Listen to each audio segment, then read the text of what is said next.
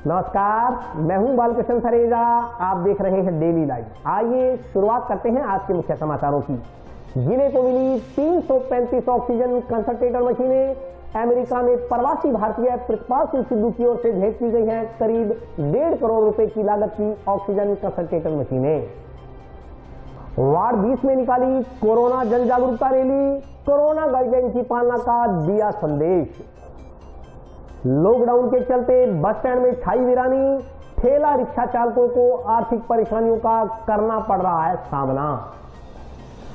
Hisaria market के पास वर्षों से बंद पड़े चिकित्सालय को पुनः किया गया शुरू।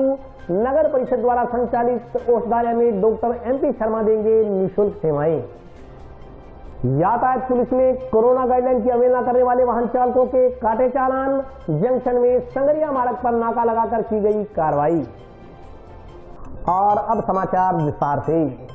संगरिया तहसील के गांव ढाबा के अमेरिका निवासी भामाशाह प्रतिपाल सिंह सिद्धू कोरोना रोगियों के लिए उम्मीद की किरण बनकर सामने आए हैं। प्रतिपाल सिंह सिद्धू की ओर से जिले के लिए 335 ऑक्सीजन कंसंट्रेटर मशीनें जिला प्रशासन को निःशुल्क भेंट की गई।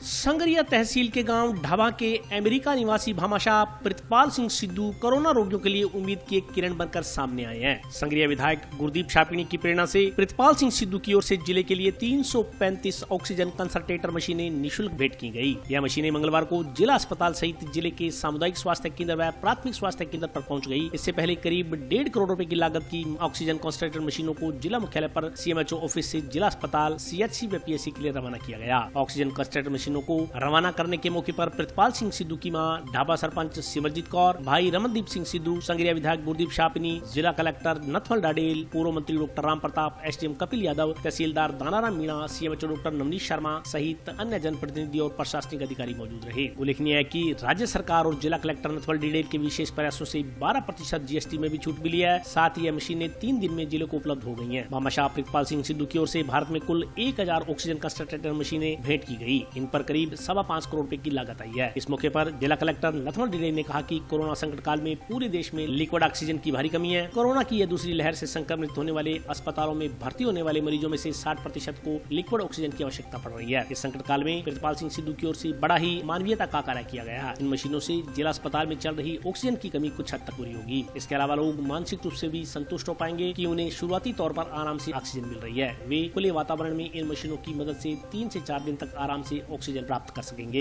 इससे रिकवरी रेट का प्रतिशत भी सुधरेगा।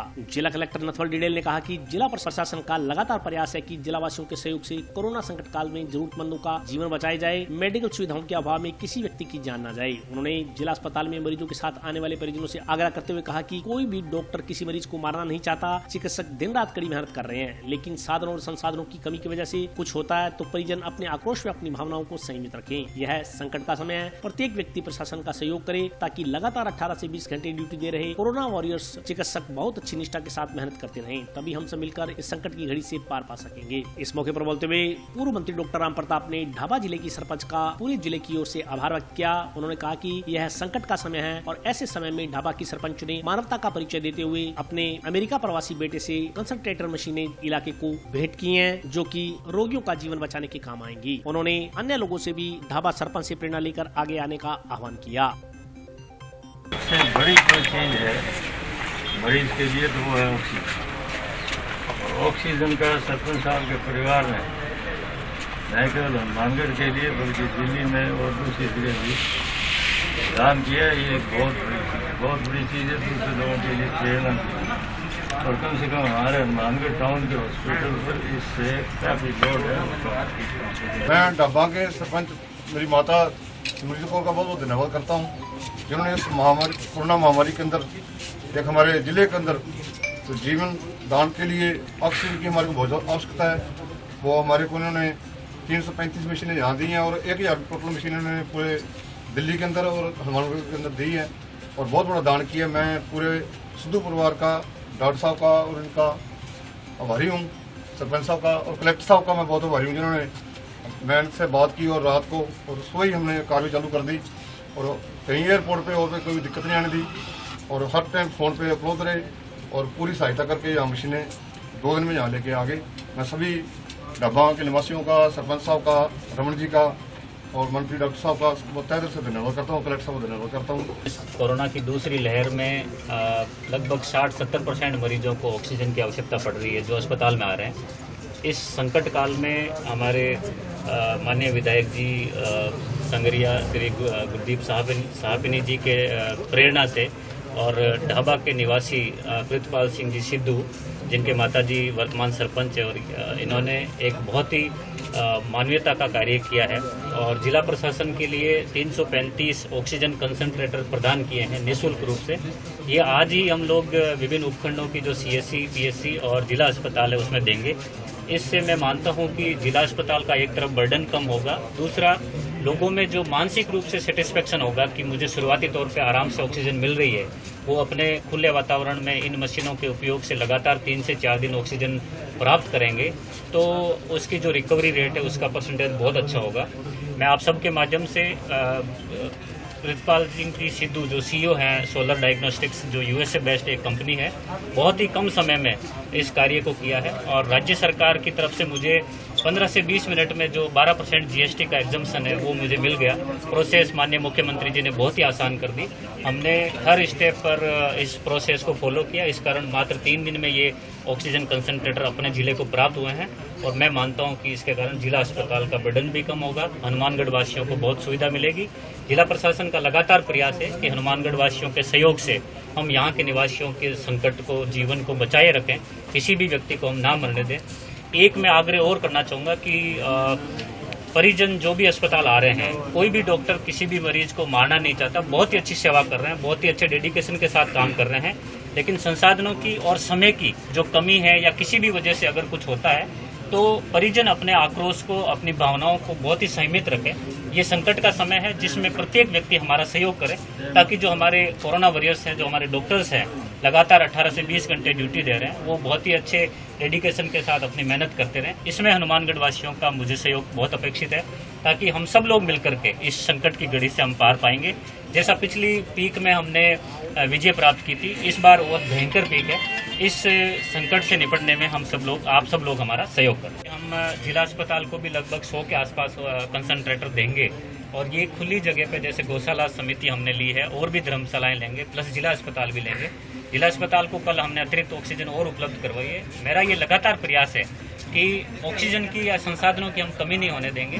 नोटिस छपा किया गया, भविष्य में PMO इस बात का विशेष ध्यान रखेंगे कि जो हमारे पास उपलब्ध संसाधन है इस प्रकार का नोटिस न चिपकाए। जो भी व्यक्ति आ रहा है उसको हमारे पास उपलब्ध संसाधनों में से उसको अच्छे से अच्छा उपचार प्रदान किया जाए। देखिए, पूरा इलाका है वो ढाबा की सरपंच का तहे दिल से शुक्रिया अदा करता है कि उन्होंने हनुमानगढ़ जिले के लिए ऑक्सीजन कंसंट्रेट है वो डोनेट किए हैं। ये ऑक्सीजन कंसंट्रेट है निश्चित तौर पर बहुत से लोगों की जान को बचाएंगे और सबसे बड़ा लाभ होगा हनुमानगढ़ के हॉस्पिटल पर जो इतना भारी दबाव है ऑक्सीजन के लिए, उसमें निश्चित तौर पर कमी आएगी। और मुझे एक सबसे बड़ी ये भी खुशी है कि मेरे ख्याल से शायद बहुत दानदाता ऐसे हैं जिनको इससे प्रेरणा मिलेगी और वो भी आगे होकर के इसमें सहयोग करें, क्योंकि एक अकेली सरकार है वो कुछ नहीं कर सकती, सब लोगों का सहयोग है, उसी से काम चलेगा। सर, जो इसकी प्रेरणा हमें मिली है, हम न्यूज़ चैनल पर देखते थे कि दिल्ली में एक खालसा गुरुद्वारा कमेटी बंगला साहब, उन्होंने देखा कि रोड पे उन्होंने ऑक्सीजन लगा रखी है, कार में मरीज बैठे हैं और ऑक्सीजन रोड पे दे रहे हैं। वो उसकी प्रेरणा लेते हुए हमने और मेरे बड़े भाई साहब ने फ़ोन पे बातचीत की। वो कहते हैं हम कुछ ना कुछ करना चाहते हैं। फिर उन्होंने कहा कि मैं चाइना से 1000 कैंसलीटर भेजता हूँ और जो 330 खालसा एड को दे दी और 330 इंटरनेशनल सेवा समिति है और 335 हनुमानगढ़ जिले को दी। इससे लोगों को कुछ राहत मिलेगी। आगे भी ज़रूरत पड़ेगी, यह आपसे मैं वादा करता हूँ कि कोई ज़रूरत पड़ेगी हम इनको और दिलाएंगे। ढाबा सरपंच साहब के पहल की तरफ से और MLA साहब जो शापिनी संगरिया जो MLA साहब की पहल की तरफ से हनुमानगढ़ जिले के माननीय कलेक्टर महोदय के द्वारा उनके प्रोत्साहन से 335 ऑक्सीजन कंसंट्रेटर हनुमानगढ़ जिले को उपलब्ध हुए हैं, जो कि 5 लीटर की क्षमता के हैं। तो 5 लीटर तक की जिसको रिक्वायरमेंट होगी ऑक्सीजन की, जिस पेशेंट को भी, उसके लिए ये काफ़ी उपयोगी साबित होंगे कंसंट्रेटर।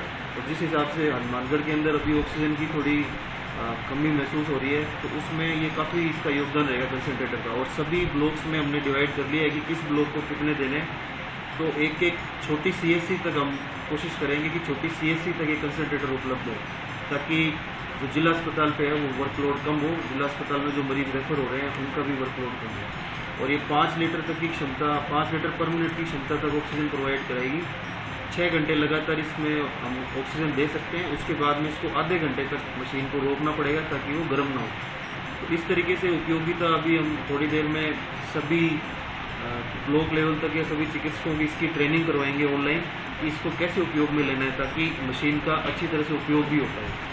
तो अभी थोड़ी देर में हम VC कंडक्ट करके सभी डॉक्टर्स की ट्रेनिंग भी लेंगे। ये सोलरसिस कंपनी है, हमारे ढाबा सरपंच जी के सुपुत्र जो डॉक्टर हैं उन्होंने ये पहल करते हुए साइन अप परचेज करके और माननीय कलेक्टर साहब ने इसकी जो GST है उसकी छूट दिलवाते हुए सभी के प्रयासों से अभी उपलब्ध हुई है। और ये सबसे अच्छी पहल है ढाबा सरपंच जी द्वारा, उनके पुत्र द्वारा। लागत तो मैं अभी बता नहीं पाऊंगा, लेकिन ये कम से कम 40 से 60 हज़ार के बीच की एक मशीन होती है।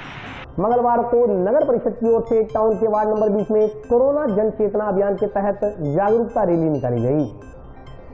कोरोना महामारी के बढ़ते प्रकोप की रोकथाम के लिए राज्य सरकार के निर्देशानुसार महामारी रेड अलर्ट जन अनुशासन लॉकडाउन के तहत मंगलवार को नगर परिषद की ओर से टाउन के वार्ड नंबर 20 में कोरोना जन चेतना अभियान के तहत रैली निकाली गई। रैली को टाउन कोरोना प्रभारी वेदपाल गुदारा एवं पार्षद पति बिल्लू सैन ने हरी झंडी दिखाकर रवाना किया। जन चेतना अभियान के तहत निकाली गई रैली में शामिल नगर परिषद कर्मचारियों ने वार्डवासियों को घरों में रहने के लिए प्रेरित किया। बिना वजह घर के बाहर नहीं निकलने के लिए समझाइश की गई। इसके अलावा मास्क पहनने, 2 गज की दूरी बनाए रखने, बार बार हाथ धोने, सैनिटाइजर का प्रयोग करने के लिए प्रेरित किया गया। रैली में सहायक नगर नियोजक सुनील कुमार, स्वच्छता निरीक्षक जगदीश कुमार, SBM प्रभारी भारत भूषण शर्मा सहित अन्य लोग शामिल रहे। लाल 20 में रैली निकाल के लोगों को जागरूक किया गया है। घरों के अंदर रहे, कोविड-19 की पालना करें, मुंह में मास्क लगा के निकले, घरों से बच्चों को बिल्कुल ही ना निकलने दें। लॉकडाउन के कारण टाउन बस स्टैंड में वीरानी छाई हुई है। इस दौरान बस स्टैंड के अंदर ठेला आदि चलाकर अपने परिवार का गुजर बसर करने वाले दुकानदार आर्थिक रूप से परेशान हैं। सरकार द्वारा लॉकडाउन करने के लिए गए फैसले से बीमारी से तो बचाव हो रहा है, मगर आमजन को आर्थिक परेशानियां झेलनी पड़ रही हैं। लगातार कई दिनों तक काम धंधे ठप होने से निम्न तथा मध्यम वर्ग के लोग आर्थिक दिक्कतों से गुजर रहे हैं। टाउन स्थित बस स्टैंड पर छोटी छोटी दुकानें लगाकर तथा ठेला रेडी चलाकर अपना गुजर बसर करने वाले ठेला चालकों ने बताया कि बस स्टैंड पर लॉकडाउन के बाद आवाजाही बंद है, जिससे उनके काम धंधे बिल्कुल ठप हो गए हैं। अलबत्ता तो वे दुकानों को लॉकडाउन के चलते खोल ही नहीं पाते। यदि वे घंटा 2 घंटा दुकान खोलने का प्रयास करते हैं तो कभी ग्राहकों के दर्शन ही नहीं होते। उन्होंने सरकार से लॉकडाउन खत्म करने अथवा उनकी आजीविका का कोई साधन तैयार करने की मांग की है। आज ये स्थिति है कि यहाँ चिड़िया भी बोल रही हैं और यहाँ कोई नहीं आ रहा है बिल्कुल, और अब सुनसान जगह पड़ी है, कोई नहीं आ जा रहा। हमारी यहाँ एक सब्जी की दुकान है, एक चाय की दुकान, कोई ग्राहक कोई देखने नहीं आता यहाँ। तो देखो आप, बुरा हाल है, आप बना के देख लो यहाँ क्या है। बस से खड़ी है सर में तो 0% है जी, दुकानें बंद पड़ी हैं, शटर नीचे हैं, तो रास्ता तो बिल्कुल बिगड़ गई है। हर बार ऐसे है जो वहाँ रेडी बस स्टैंड में, वहाँ सब्जी मंडी में लगा रखी है, फर्क तो खत्म है जी, है काम ही नहीं है जी। जो दुकान पर काम है वो रेडियो पर कहाँ है। 8 साल हो गए रेट लगाते को, कोई ग्राहक नहीं, कोई नहीं। और बड्डे में ऐसी सुन हो रही है जैसे कोई चीज़ें नहीं है। हमारा मोटा गलियों में फिरते नहीं, टाइम पास करते हैं। पहले तो बढ़िया काम था, अब तो जहाँ चिड़िया बोल रही है कोई काम नहीं है, बस ऐसे टाइम पास है। हमारा मोटा गलियों में फिर लेते हैं, बीत जाते हैं बस। पहले तो इन फुल भीड़ थी, पहले तो चंगा टाइम पास होता था। और ऐसा है कोई गलियों में माड़ा मोटा फिर जाते हैं, टाइम पास हो जाता है बस। अब पुलिस वाले भिजा देते हैं, माड़े मोटे गलियों में जाते हैं, गलियों में माड़ा मोटा लगता है सब्जी फ्रूट की। 40 साल से दुकान में बैठ रहा हूँ मैं, कारोबार अच्छा चल रहा था। अभी जब से लॉकडाउन हुआ है कोई काम ही नहीं है, बसें बंद है, सब ट्रेवलिंग बंद है, ग्राहक कहाँ से आएंगे? रास्ता तो बिगड़ नहीं है सारी, ग्राहक कहाँ से आएंगे? पास हो रहा है, अगर जान ही बचेगी नहीं तो पेशेंट क्या कर रहा। और अभी वक्त ब्रेक का, हाजिर होता हूँ छोटे से ब्रेक के बाद।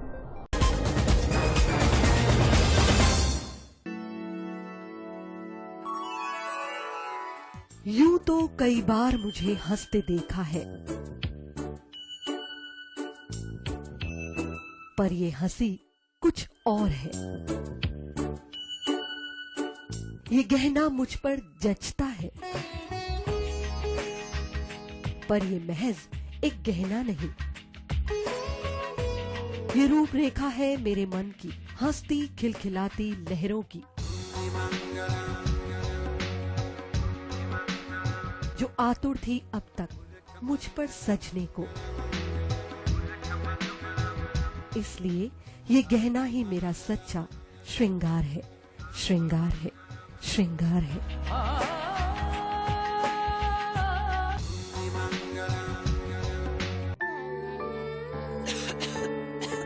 दीदी ये देखो,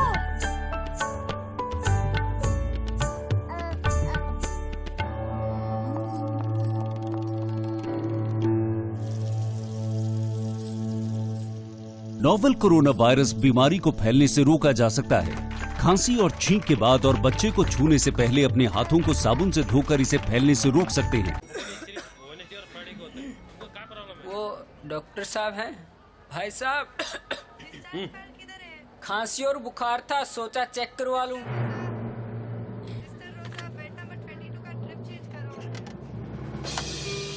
नोवेल कोरोना वायरस बीमारी को फैलने से रोका जा सकता है। बुखार के साथ खांसी और छींक होने पर तुरंत नजदीकी हेल्थ क्लिनिक या केंद्र जाएं। ब्रेक के बाद स्वागत है। आइए नजर डालते हैं अगले समाचारों पर। यातायात पुलिस ने मंगलवार को जंक्शन में संगरिया रोड पर नाका लगाकर लॉकडाउन के बावजूद बेवजह बाजारों में घूमने वाले वाहन चालकों के चालान काटे।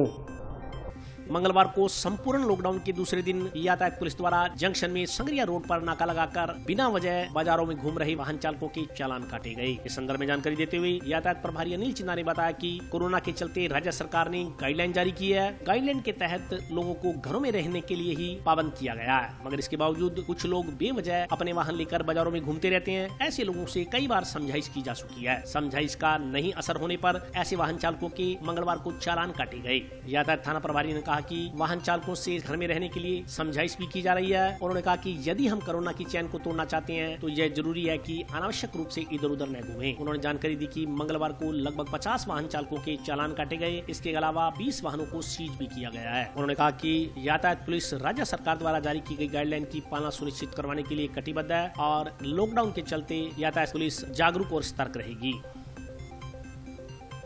लॉकडाउन की पालना में जिला पुलिस अधीक्षक महोदय के निर्देशानुसार आज यातायात पुलिस द्वारा संगरिया रोड पर जो लोग अनावश्यक रूप से बाहर आ रहे थे उनके खिलाफ कार्रवाई की गई है और लोगों को समझाइश भी की जा रही है कि आप लोग घर रहें। हम कोरोना वायरस की कड़ी को अगर तोड़ना चाहते हैं तो घर में रहना बहुत ज़रूरी है। घर में रहेंगे तो सुरक्षित रहेंगे और लोगों की जान भी बच सके।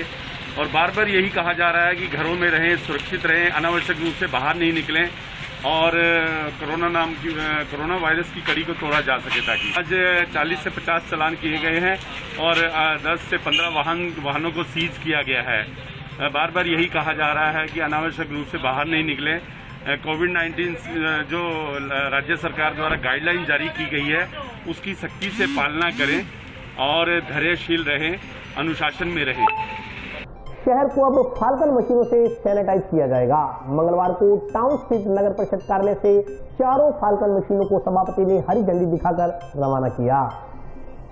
सामान्य तौर पर खेतों में कीटनाशक दवा का छिड़काव करने के लिए उपयोग में आने वाली फाल्कन मशीनों से अब शहर को सैनिटाइज किया जाएगा। इसके लिए नगर परिषद की ओर से यूपीएल कंपनी से 4 फाल्कन मशीनें मंगवाई गई हैं। कोरोना वायरस के संक्रमण से बचाव के लिए इन फाल्कन मशीनों के जरिए हाइपोक्लोराइड दवा का छिड़काव कर शहर को सैनिटाइज कर जीवाणु रहित बनाने का अभियान नगर परिषद की ओर से शुरू किया गया है। मंगलवार को टाउन स्थित नगर परिषद कार्यालय से चारों फाल्कन मशीनों को सभापति गणेश बंसल ने हरी झंडी दिखाकर रवाना किया। इस मौके पर उप सभापति अनिल खिचड़, आयुक्त पूजा शर्मा, निर्माण समिति अध्यक्ष सुमित रेणुआ सहित परिषद के अन्य अधिकारी व कर्मचारी मौजूद रहे। इस मौके पर नगर परिषद सभापति ने बताया कि नगर परिषद की ओर से इन मशीनों के जरिए जंक्शन व टाउन के शहरी क्षेत्र में हाइपोक्लोराइड दवा का छिड़काव करवाया जाएगा। यह मशीनें उपयोगी साबित होंगी। उन्होंने बताया कि इन मशीनों के डीजल का खर्चा नगर परिषद उठाएगी, अन्य खर्च यूपीएल कंपनी की ओर से वहन किया जाएगा। उम्मीद है कि इन मशीनों के जरिए हाइपोक्लोराइड दवा का छिड़काव करवाने से शहरवासियों को कोरोना वायरस से कुछ राहत मिलेगी।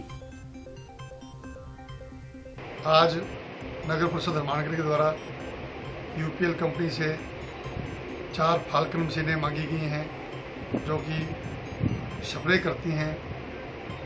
नगर परिषद के द्वारा आज हाइपोक्लोराइड का छिड़काव टाउन व जंक्शन में स्टार्ट किया गया है।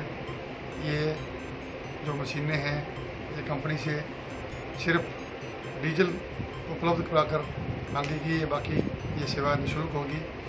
इस हाइपोक्लोराइड के छिड़काव से शहर को वासियों को कोरोना से कुछ राहत मिलेगी। नगर परिषद की ओर से हिसारिया मार्केट में रामलीला रंगमंच के पास संचालित चिकित्सालय को मंगलवार से दोबारा शुरू किया गया है। चिकित्सालय में राजकीय चिकित्सालय के पूर्व पीएमओ डॉक्टर MP शर्मा अपनी निःशुल्क सेवाएं देंगे। नगर परिषद की ओर से हिसारिया मार्केट में रामलीला रंगमंच के पास संचालित चिकित्सालय मंगलवार से दोबारा आरंभ किया गया है। यह चिकित्सालय कई वर्षों से बंद पड़ा था। चिकित्सालय भवन का करीब 15 लाख रुपए की लागत से जीर्णोद्धार करवाया गया है। चिकित्सालय में पूर्व पीएमओ डॉक्टर MP शर्मा अपनी सेवाएं देंगे। उन्होंने इस संदर्भ में जानकारी देते हुए बताया कि वे हाल ही में राजकीय सेवा से सेवानिवृत्त हुए हैं। इस दौरान उनके मन में जन सेवा करने की भावना रहती है। उन्होंने कहा कि इसी के तहत उन्होंने नगर परिषद सभापति से संपर्क किया तो उन्होंने बंद पड़े चिकित्सालय को संचालित करने की इच्छा जताई। इस पर वे इसका संचालन करने को राजी हो गए और अब वे धीरे धीरे इस चिकित्सालय को अपग्रेड करने की सोच रहे हैं। उन्होंने कहा कि यह चिकित्सालय शहर के सेंटर प्लेस पर है, इसका शहरवासियों को पूरा लाभ मिलना चाहिए। उन्होंने कहा कि फिलहाल कोरोना काल चल रहा है, इसलिए चोट आदि लगने पर मरहम पट्टी या बुखार आदि की दवाई ही दी जा रही है। भविष्य में यहाँ कई बीमारियों का इलाज किया जाएगा और शहरवासियों को अच्छी चिकित्सा सुविधा निःशुल्क प्राप्त हो सकेगी। ये नगर परिषद का हॉस्पिटल है जिसमें पहले डॉक्टर केदार जी यहाँ पे अपनी नगर परिषद में सर्विस करते थे, यहाँ पे सेवाएं देते थे। मेरे 31 तारीख को पीएमओ से रिटायरमेंट के बाद में मैंने देखा कि हॉस्पिटल खाली पड़ा है और सेंट्रल रिप्लेस्ड है, लोकेशन बहुत अच्छी है इसकी और यहाँ बहुत लोग पहले भी गरीब लोग आते थे, आम लोग आते थे। तो मैंने नगर परिषद चेयरमैन श्री गणेश जी से बात करी तो उन्होंने तुरंत ही इसको सिरे चढ़ाने की बात करी। और यहाँ पे अभी तो चूँकि मैं OPD देखता हूँ और धीरे धीरे हम शुरू कर रहे हैं सारी चीज़ों को। जिस रूटीन में जो ड्रेसिंग है, चोट लगी हुई है, कुछ हुआ है, कोई और छोटे मोटे सर्जरी के जो काम है, रूटीन के मरीज वो सभी देखे जा रहे हैं। और मैंने ये सोचा कि अब तक जो नौकरी करी सरकारी, उसमें तो सरकार हमें काम करने के पैसे भी देती थी, तो एक थोड़ा चैरिटी भी हो जाए और मरीजों को जन सेवा भी हो जाए। ये सारा काम इस हिसाब से सोचा और धीरे धीरे मेरी इच्छा ये है कि सभापति जी से और विधायक जी से बात करके इसको अपग्रेड करने की, क्योंकि अकेले बूते पे संभव नहीं है, तो धीरे धीरे बात करेंगे, इसको अपग्रेड करेंगे। अभी तो डे केयर सर्विसेज देनी है ना, इसको डे केयर मतलब जिसको किसी को ड्रिप लगानी है, सुबह इंजेक्शन शाम को इंजेक्शन है, तो जो स्टाफ उपलब्ध है और जो संसाधन यहाँ पे उसके साथ ये सर्विसेज देंगे। इस महामारी से विशेषज्ञों ने जैसे बताया, डॉक्टरों ने बताया, सारे लोगों ने बताया कि इस महामारी से सिर्फ चिकित्सालयों से में लड़ाई नहीं करी जा सकती, आम आदमी को घर पर रहना पड़ेगा। इस हॉस्पिटल से फ़ायदा ये होगा कि मोबिलिटी, जैसे जीरो मोबिलिटी की बात करें, आप कम से कम इधर उधर घूमें तो यहाँ के आसपास के लोगों को बहुत दूर नहीं जाना पड़ेगा, उनको सर्विसेज यहीं मिल जाएंगी। बहुत सारी बीमारियाँ ऐसी होती है जो बड़े अस्पतालों की ज़रूरत नहीं पड़ती, तो उन लोगों को मूवमेंट कम करने पड़ेंगे, उनको सुविधाएं यहाँ पे मिलेगी, तो वो ज़्यादा लोगों के एक्सपोजर में नहीं आएंगे और उनको सुविधाएं यहाँ पे मिल जाएगी। और आज के लिए बस इतना ही। कल फिर हाजिर होता हूँ नए समाचारों के साथ, तब तक के लिए नमस्कार।